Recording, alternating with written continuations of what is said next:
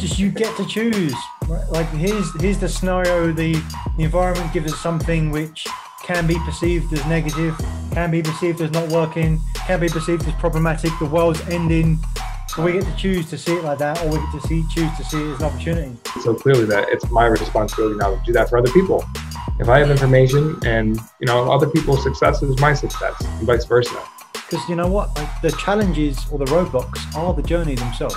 There's no big things. It's all little things compounding on top of each other.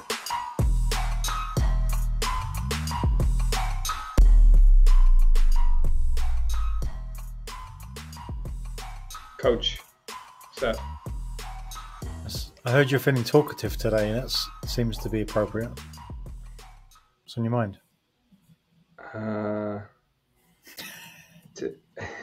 Today feels successful to me. And I was going to ask. Successful? It feels successful. I was going to ask how you know your day is successful. What is your gauge? Is it? I know you're a very big proponent of asking questions in the morning. What's the number one thing I need to accomplish today to make today feel successful? How will I know that I've achieved success today? So I'm wondering what that version of that question is for you, and I'm willing to share myself. Yeah, often the times if I don't feel successful, it's not that I don't feel successful, it's that I'm not attuned to the success. So the biggest part, because it tends to be only that something that's kind of really big and out the blue that you tick with a box of success next to it. It's obvious. So it's the stuff that is regularly successful you need to be intentional about. Like, you need to define what it is before so you know it, because otherwise it tends to be just like the gray. Yeah, not successful, but not like jump off the book. So success for me today was I had a couple of key deliverables that I set this morning as part of like what success looked like today, what I'm most excited about. And what I was most excited about today was just having a little bit more space, a little bit less calls today, as me and you get prepped and primed for our client on site the rest of this week. Boom! Although I've got lots of stuff going tomorrow, but yeah, that was my day today was 9:30 and until now. So a little bit more space. That was what success was for me. How did it feel for you? You said you felt successful. What was it for you? Yeah, consciously or unconsciously, I use that word because I think we said the same thing, just in different ways. Right.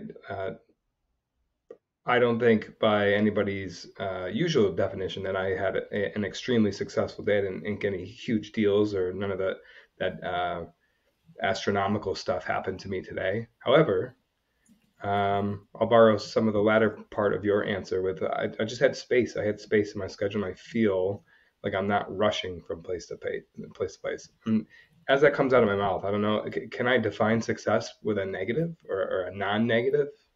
Like, I wasn't feeling this way, so it feels successful. That sounds a little bit dangerous to me. But I guess the flip side to that coin is I was able to work on a presentation that I have, and I feel really good about the flow of it, how I'll be present tomorrow. I feel ahead of the pace that I kind of self-agreed to, and that feels good. So that's why I feel successful today. All right. So the feeling of space is non-rushing, but the move towards that is perhaps like sometimes it feels luxurious to me to be have that space and time. So maybe it's like version of that luxury, so you're able to have that space, which turned into working on a presentation. Now you feel like you're ahead of the self-assigned, maybe subconscious pace that you gave to yourself. So progress equals happiness. You're ahead of where you thought you wanted to be. So it feels like you're winning. You're not playing catch up. Perhaps that's what it is, right? I mean, progress equals happiness is a great reminder. As long as you feel like you're moving forward, tend to be happy with that. And so if you're moving forward faster than the pace you're assigned, then yeah, that makes sense. It's the feeling of it, though. I think I can make progress in a day and still not feel successful. It's the feeling of progress. Progress like you'd have to define progress, right? You can make progress just by Right. showing up and not doing anything. But I wrote this down as you're talking. I had somebody reflect back to me the question of, do you find yourself thinking more about the past or more about the future? And Hmm. undoubtedly for me, and I think this is true for you too, it's always about the future, like planning, manipulating, figuring out, controlling. I've been working a lot on letting go of a lot of what I want, what I'm fearing will happen. And I don't even know I'm doing it sometimes, but I want something to go a certain way. So I will outthink it. And in the meantime, I'm not in the present moment. And I think that's the key. And I could say this on the same day every year, and it will mean something different to me. Because I think I've said this before, but I have such a new perspective of that now for some reason, that living in the present moment, right? That's such a buzzword or buzz phrase. But I feel like I'm practicing it better and I'm more aware of when I'm not doing it. Definitely look to the future. I don't really look to the past too much, although in terms of things that pulls me down, reflectively, I look. I'm good at reflectively looking at the past. But yeah, I mean that prevents you being in the present, which is the only place you actually can be. So what's different today then? If I'm perfectly honest, I've developed a new exercise where I set my alarm every 30 minutes. And I just do a quick little check in. And sometimes it's not always possible, especially if I'm back to back. But in a day that I had a lot of space, uh, whenever it goes off, I just hit repeat. And it's like a little check in for me. Where am I? Where's my head at? What did I just do the last half hour? Where did my mind go? And eventually, what I'm noticing, I've been trying this for a couple of days, is that I bring it back, bring it back, bring it back, and then all of a sudden, like I barely left it. Like I have been in the present moment the last half hour, and it's that repetition and that practice that I won't have to set my alarm every day, but I want to try this for like a week or two and see how it goes, because I think eventually I'll get to a point to where maybe I can let off the gas a little bit. Maybe it becomes every hour or every half a day where I'm checking in. But I want to. It just feels better to me to be in that present moment, and this is like my game hack um, Hmm. to come back to it. I Great don't know. awareness hack. Awareness, like 30-minute awareness. It's pretty cool because it's hard to say. Oh, do I think about the future? Do I think about the past? Am I in the present? Well, you got to know where you got to create that standard first, right? And just doing the checking in. You don't even know you're doing it. It's like it's a natural tendency, and I think especially for high producers or people who are successful, very common. Like that's a skill that we've crafted. You can look at somebody's business and they thought a lot about this. They've thought ahead. So there's a delineation, right? It's not that it's a bad thing. Like you shouldn't be thinking about the future. We should be balancing it in such a way that you're still in the present moment. That's an art. Yeah, and just being aware of where you are overall as well. Just not on autopilot. I was listening or reading somewhere recently and said that high performers, I guess they've done some research on this, that high performers actually have way more breaks than regular performers. Ah, every Every 30 minutes 50 maybe. minutes was the number that they quoted. Yeah, Gotcha. 50 minutes. I guess you're even higher, performing higher. 50 minutes having a break. Because we know, just like I'm sure the people that are watching this experience a place where they've been doing something, they're working harder, and they're trying to push on getting something delivered, presentation like you talked about earlier, or working with someone directly and having a challenge to get something over the line. And the harder they push, the harder it becomes. And they eventually go, all right, screw it, I'm going for a walk. And they go for a walk around the corner, 5 minutes, 10 minutes, whatever, come back. It just looks like it just jumps off the page to them. Oh, there it is. And then just do that thing because you just have a different perspective. You change your state, different perspective. You just Mm. move around where your perspective is. You can just see things differently. And there's a resistance to that because it feels like if I can't get it done in the 2 hours I've focused on it right now, then I couldn't possibly take a minute off because that means it's hard enough as it is. So if it took me 2 hours, I don't want to take another minute off because I'm wasting that time. Yes. But you got to spend 15 minutes to save an hour or something. it's a trade. Like it's never a linear. It's always the push pull, the circular journey. There's a cycle of these things. Yeah, and I also think your understanding of how time works. Tell me if this is crazy. It changes. So you're trying to box something into a 2 hour time period because you think it might take that long. Whereas if you take a 15-minute break and you return, you're not even thinking about the time, and maybe you're more productive and you do something in an hour and 15 that you thought was going to take 2 hours, and all of a sudden you're like, oh, there's something to this. You know, it's more about like getting into a zone or being present with the task that you're doing versus allocating things so structurally. And that's kind of related to what we're talking about the future, planning for it.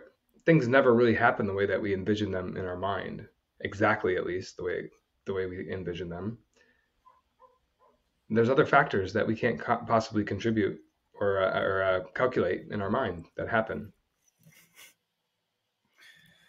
It's like that's the irony or the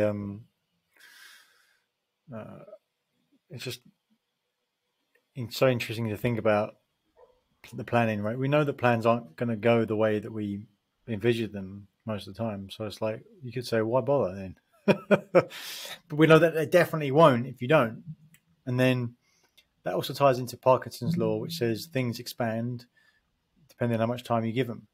And then that goes back to what you said around understanding of how time works. We like the time because it has the structure, but it's not about time, it's about energy. Mm. And getting the result. That's why thinking about results and outcomes is much more important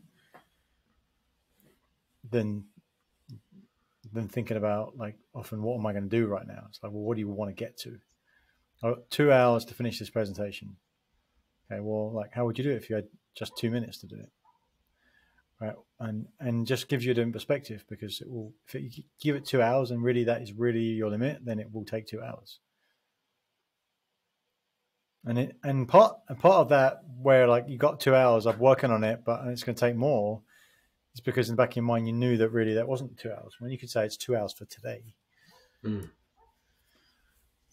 Yeah, and people might be wondering how this might show up. Like, what's the result? What's the difference? I've experimented with both of these. I think you can finish something in 2 hours and it had gone to plan, and you have a presentation. And if you take a 15-minute break and it ends up taking 3 hours, but you were so in the zone, you have a phenomenal presentation that you're so like that's worth it to me. Spending the extra hour, even though you don't think of it like that in the time of like an hour trade-off, I'll have a great presentation. It's more about I want to put together the best presentation. It doesn't really matter how long it takes. I'll do whatever it takes. And I'm going to have fun with it, or I'm going to like have a different approach. Then I got to fit it into this schedule. I'm going to have fun with this. I'm going to make the biggest impact that I can making this presentation. And then that's where the creativity comes up. And that's where like time starts to like not even be relevant. Yeah. And that's And what that juices could, me up. yeah, there you go. And it could also be like I've set the 2 hour timer on, but you know what, I'm going to go for a walk for that first half an hour and then come back and get it done in a second half an hour. Yeah. So I spent a quarter of the time and it took half as long. And it could still be better than the 2 hour, the 3 hour version, right? But, and you went for a walk and you enjoyed outside. Yeah. Because you have the space to think about what you actually want to deliver. Like, oh, actually, I don't want to do a 20 pages presentation. I want to do 2 pages. And this is what I want to say. And I'm convicted about what I'm saying. And when you go deliver that presentation, it's going to be much better because all you're doing is influencing people to tell them that you're influenced. And if you're so convicted in what it is that you're sharing, that's what will come across. Yeah. Bingo. One last example for me. I was coaching a client yesterday, and she had received an email that made her very emotional, and rightly so. It was about somebody going over her head and basically a leader not having her back. And she knew that if she slept on it, she'd come up with a better response. But she was fighting that urge that she wanted to reply so badly. She was in her ego and wanted to defend herself, basically, and make her case. And something happens when we overcome that. We have access to that creativity. And that's my takeaway for today is that I'm at my best when I can be creative and come up with unique thoughts and ideas and take different viewpoints on things. I can't do that if I'm so boxed in and I trap myself on how I think the future is going to go. And so that's the ticket for me. That's the embracing the energy portion more than the time. I'm sticking with that as well, Coach. Yeah, energy has been a big thing on my mind lately, so I'm borrowing that. Awesome stuff. A shared takeaway. I love it, Coach. We'll see you next week. Yeah. Take care. Thank you for watching another episode of Truth Seekers. We appreciate your interaction, so please comment, like, subscribe to YouTube, Apple Podcasts or Spotify, wherever you get your podcasts. And if you want more, check out some of our links. Links to our masterclass, The Achiever's Mindset, and come join our LinkedIn group. And what do you want to see more of? Remember, we're here to share the simple secrets of successful. So help us do that. What do you want to see? What do you want to see more of? Thanks, and see you again next time.